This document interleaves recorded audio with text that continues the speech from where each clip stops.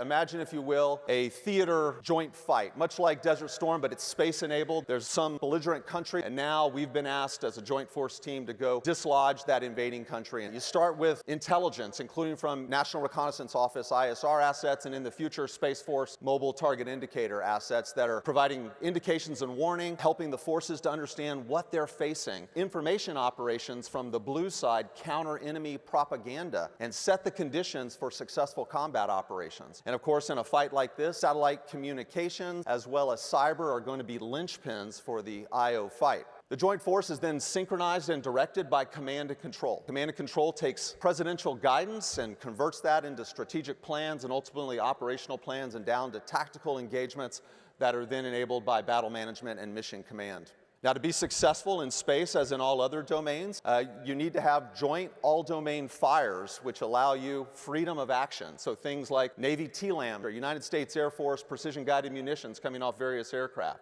We'll have United States Army GIMLRs or Marine Corps HIMARS or, yes, Space Force counter-communication system fires. All of that will need to be successful in space. Then we must use the protection capabilities that we have, like theater missile defenses, as well as cyber, to preserve our force so that we maintain combat power throughout that fight. Of course, a hallmark of U.S. military operations for decades has been movement and maneuver. Movement and maneuver sets the forces and then allows us to gain a position of advantage relative to the adversary so that we can close with the adversary and ultimately destroy them. And then finally, we have to sustain the fight in all domains because the fight may very well be protracted. We've got to focus on our sustainment activities. And in fact, in the terrestrial domains, air, land, and sea, there's an entire combatant command focused on ensuring that that happens successfully.